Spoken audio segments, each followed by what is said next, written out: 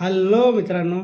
मित्रांनो, मला केव्हा इग्नोर केलं जातं? तुम्हाला जेव्हा इग्नोर केलं जातं, जेव्हा तुम्ही खूप सच्च्या मनाचे पर्सन असता, जेव्हा तुम्ही खूप मनमोकळेपणाने समोरच्याला एखाद्या गोष्टी शेअर करता विश्वासाने, पण तोच समोरचा माणूस जेव्हा एकदा त्याच्या परफेक्ट टाईमला त्या गोष्टी कुठेतरी उलगडून तुमच्या विरुद्ध त्याचा उपयोग करतो. जिथे तुम्ही मनापासून सच्चे माणूस असता, पण ती एक खुली कुत्या बसते तुमची लाईफ. तुम्ही लाईफमध्ये कधीच तुमचे सिक्रेट्स कधी ठेवत नाही. तुम्ही सगळं शेअर करता तुमच्या सर्व गोष्टी. समोरचा माणूस त्याचा गैरवापर केला जातो आणि म्हणून तुम्ही इग्नोर केले जाता. आणि तिसरी चुकी तुमचा सर्वात चांगुलपणा हा तुमची सर्वात चुकीची गोष्ट आहे आयुष्यातली. तुम्ही सर्वांशीच चांगले एकावी राहू नाही शकत.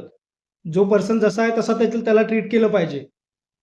आणि अजून चौथी महत्त्वाची गोष्ट म्हणजे तुम्ही कधी-कधी लायकीपेक्षा एखाद्या माणसाला खूप जास्त महत्त्व देता तुमच्या आयुष्यामध्ये. त्यामुळे वेळ आली की ते माणसं आपले रंग हे दाखवणारच. अजून एक तुमची महत्त्वाची चूक म्हणजे तुम्ही जेव्हा केव्हा सर्वांसाठी अवेलेबल असता.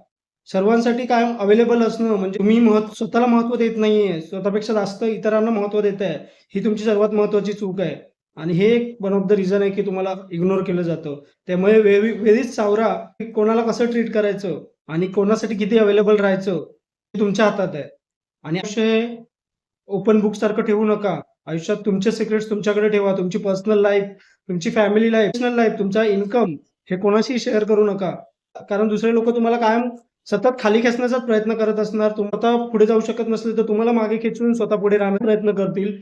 त्यामुळे अशा लोकांपासून आणि वातावरणापासून नेहमी सावध राहा. सर्वात महत्त्वाचं म्हणजे जगात असं इमोशनल फूल बनून वावरू नका.